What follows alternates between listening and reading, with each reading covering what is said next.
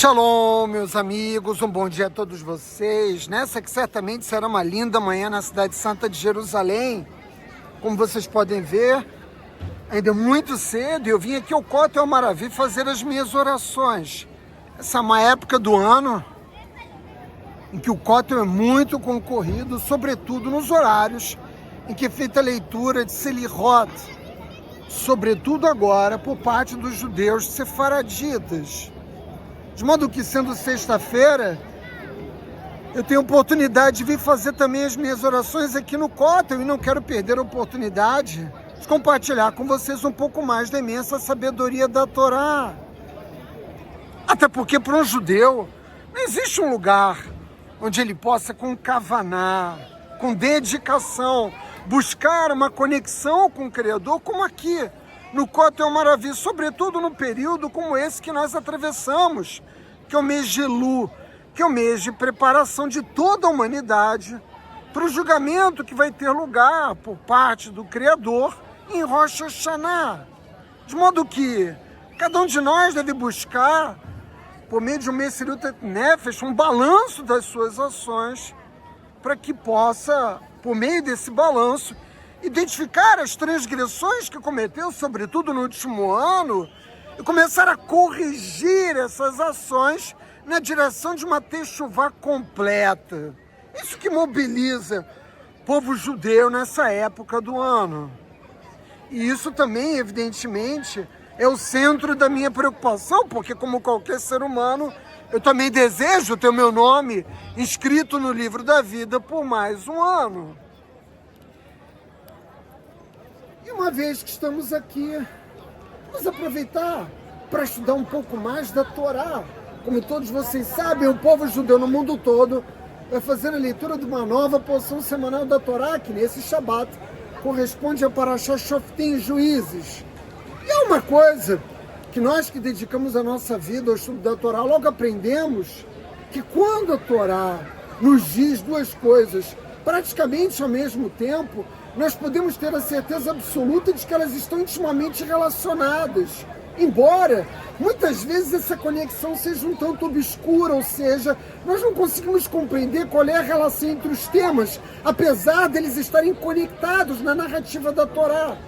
E, evidentemente, isso exige de nós um esforço superior de interpretação da Torá, mas a verdade é que nós dependemos completamente da Torá oral, ou seja, da orientação do Talmud, para nos esclarecer qual é a mensagem que Deus está nos transmitindo ao conectar mandamentos divinos. E na Parashá dessa semana, obviamente, tendo ela o título de Shoftim, o nosso povo é instruído a fixar, a nomear juízes da mais alta integridade, Dayanim, juízes, que sejam responsáveis por estabelecer a justiça no interior do povo judeu. E, obviamente, essas pessoas jamais devem considerar aceitar suborno ou mesmo corromper o processo judicial. Essas são qualidades natas que devem orientar as escolhas do povo judeu na nomeação dos seus juízes. Mas, curiosamente, paralelamente a este mandamento, a esta obrigação, a Torá fixa a proibição de plantar uma árvore de Asherá. Que árvore é essa? Era uma árvore que era comumente utilizada na cultura pagã para a prática da idolatria. Ora, ok, os dois mandamentos são muito justos, sobretudo aqui na terra de Canaã, onde os povos cananitas adoravam deuses estranhos, utilizavam essa árvore de uma beleza natural extraordinária como parte de suas práticas pagãs. Não há nenhuma dúvida sobre a necessidade da fixação desses dois mandamentos, mas qual é a conexão que une esses dois tópicos aparentemente não relacionados? Evidentemente, como eu disse, nós devemos buscar um Talmud, e o Talmud nos diz que a nomeação de um juiz é comparável ao plantio de uma árvore Asherá.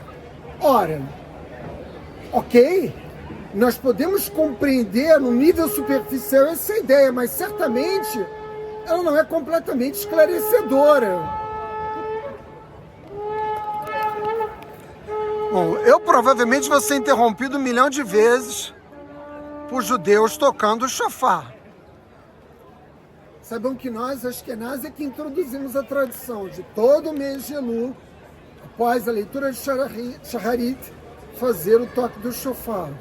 Bem, a corrupção da justiça e as práticas idólatras são discutivelmente parte das transgressões gravíssimas contidas na Torá. Mas como é que elas se relacionam propriamente dita entre si? Que paralelo específico as coloca num terreno comum? Lembrem-se mais uma vez o que eu disse no início. Quando dois mandamentos divinos, quando dois temas da Torá são colocados ao mesmo tempo, nós podemos ter a certeza de que eles estão intimamente relacionados. Busquemos nos Mefarshim, nos comentaristas da Torá, e eles revelam que essa espécie de árvore, como eu fiz menção antes, ela possui uma beleza natural maravilhosa, assim como tantas outras espécies que o Criador plantou nesse mundo que Ele criou, de tanta beleza para nós, seres humanos. Contudo, por meio das práticas idólatras, as pessoas transformaram essa beleza imaculada em uma verdadeira abominação.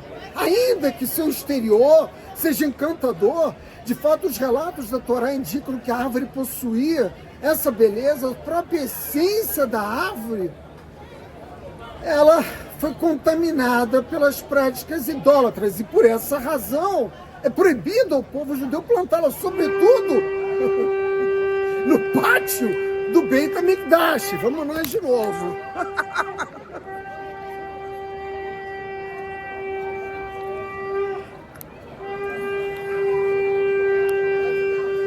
O que a Torá está fazendo é comparar as pessoas às árvores do campo.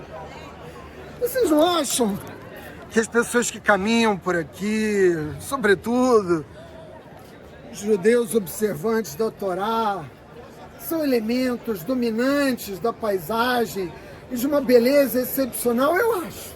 O ser humano é lindo. Não há qualquer dúvida a esse respeito.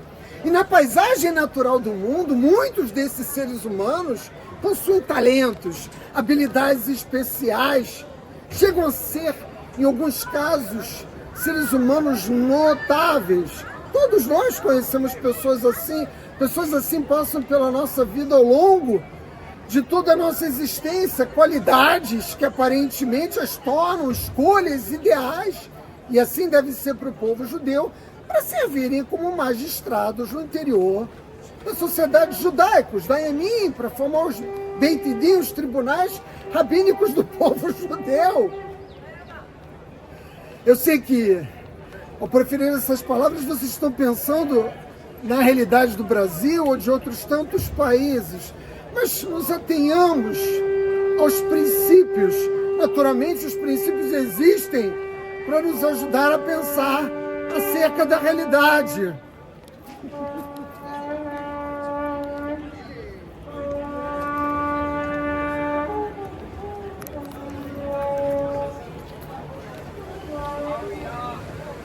Bom, essas qualidades, como eu dizia, antes de ser interrompido pela 1000ª vez pelo shofar, que é uma interrupção maravilhosa, essas qualidades, aparentemente, são as qualidades ideais que se desejam na hora de escolha de juízes. Mas a Torá nos alerta, cuidado, não se deixe enganar pelas aparências.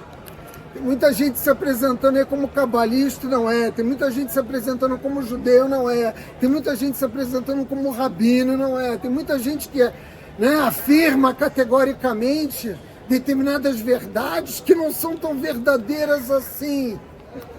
A Torá nos alerta para não nos deixarmos enganar, nem na escolha dos juízes e nem nas eleições que nós fazemos ao longo das nossas vidas. Aquele tido como um candidato aparentemente ideal pode não passar de uma árvore a cheirar. É isso que a Torá está nos dizendo. Se ele for culpado de suborno, corrupção ou outra subversão qualquer da justiça, todas aquelas qualidades aparentes dele, inteligência, sabedoria, carisma, não significam nada. E todos nós conhecemos pessoas assim também, que no seu exterior são como a xerá, de uma beleza natural impressionante, mas na essência são podres. E dito isso, me permitam uma pequena história. Como é que eu vou perder a oportunidade de contar uma pequena história aqui no Cota é uma Maravilha? Um rei procurava um candidato para substituir uma vaga de ministro que estava aberta no seu reinado. E ele convidou vários funcionários públicos do império, funcionários governamentais que tivessem larga experiência, que fossem promissores como candidatos possíveis para ocupar essa função, para uma conferência em seu palácio. E ora, sendo uma conferência promovida pelo rei para tratar dos graves problemas que envolviam aquela pasta, não importa a pasta de saúde, de transporte, isso aqui é irrelevante, o rei buscava reunir esses mais sábios funcionários públicos de seu governo por meio do conhecimento, determinar aquele que possuía as melhores qualidades para o exercício daquela função. E o rei preparou, um verdadeiro banquete, com todas as bebidas e frutas exóticas que não podiam ser encontradas em nenhum outro lugar do reino, apenas na mesa do governante. E o debate se estabeleceu. E logo no início dessa conferência, um oficial do seu governo se destacou entre os demais. Ele parecia possuir, de fato, grande lucidez, ele era simpático, ele era sábio, ele era sagaz, ele era eloquente, e a sua compreensão dos problemas que envolviam aquele ministério, para o qual o rei buscava um substituto, era de fato excepcional. Suas soluções para os problemas aparentemente eram inteligentes, de fato, o homem era muito perspicaz. De tal modo que, para todos que estivessem acompanhando aquele diálogo entre os candidatos, parecia meio óbvio, meio inevitável que o rei escolhesse esse oficial. Mas, para surpresa de todos, o rei não escolheu esse homem, ele escolheu um outro funcionário público. E você do outro lado da câmera vai me perguntar, mas o que aconteceu, Átila? Por que o rei não fez aquela escolha que seria aparentemente a mais óbvia, a inevitável? Ora, o candidato, fez a mesma pergunta. Uma vez que ele não foi o escolhido, ele ficou decepcionado e ele se aproximou do rei e pediu, com toda a delicadeza e cuidado, que Sua Majestade explicasse por que a escolha não recaiu sobre ele, se ele era aparentemente o mais qualificado. E o rei disse para ele, deixa eu aproximar a câmera aqui do cótel, o rei disse para ele, tire o que você tem do bolso. E o homem, na mesma hora, ficou vermelho. E por quê? Porque ele foi obrigado a tirar do bolso nada menos do que um caqui, que era, evidentemente, uma fruta exótica naquele reinado. E o oficial, então, disse ao rei, mas eu fui excluído da sua escolha apenas por conta dessa frutinha que eu queria levar para casa, para minha família. É algo absolutamente pequeno e irrelevante. E o rei disse a ele, ora, se você tivesse me pedido essa fruta, eu teria dado a você um cesto cheio delas. Mas, quando eu vi você enfiar a fruta, o caqui, no bolso, devia estar bem durinho esse caqui, eu soube que nunca poderia confiar em você. Veja o quanto a sabedoria desse rei. Ele não estava observando apenas a perspicácia, o quanto sagaz e eloquente eram os candidatos, mas as suas ações. E as nossas próprias vidas, todos nós, muito cuidado com isso. Eu devo dizer a vocês que já fui vítima de estelionato, de pessoas que me prometeram muito, no sentido de aparentemente serem, de fato, muito íntegras, mas que não cumpriram aquilo que aparentemente prometiam. Nossas vidas, nós nos impressionamos com pessoas brilhantes, que nós vamos encontrar ao longo da nossa existência. Elas nos cativam pela sua personalidade, pelo seu talento, sabedoria, em alguns casos até realizações extraordinárias. Mas a verdade é que elas não são necessariamente as melhores pessoas. Quem aqui, dentre nós brasileiros, compraria um carro sem dar uma boa olhada sob o capô? Da mesma forma, nós também não devemos admirar cegamente certas celebridades. Na verdade, nós devemos nos perguntar, ou seja, precisamos refinar a nossa capacidade de análise da realidade, assim como esse rei que buscou identificar o melhor candidato a partir de um conjunto de observações. Nós temos que nos perguntar, toda vez que nós somos impressionados com as belas e eloquentes palavras de um orador, será que a verdadeira bondade por trás da fachada?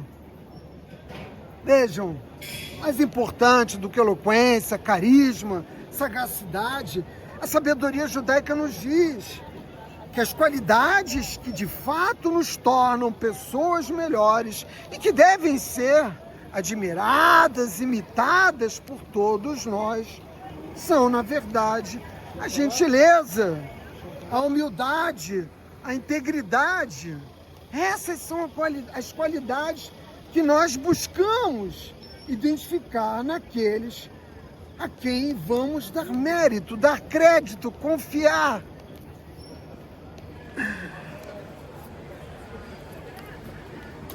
E essa é uma lição extraordinária que a Torá nos oferece ao estabelecer essa conexão entre esses dois temas, a fixação de juízes nos tribunais do povo judeu e a proibição de plantar árvores a cheirar.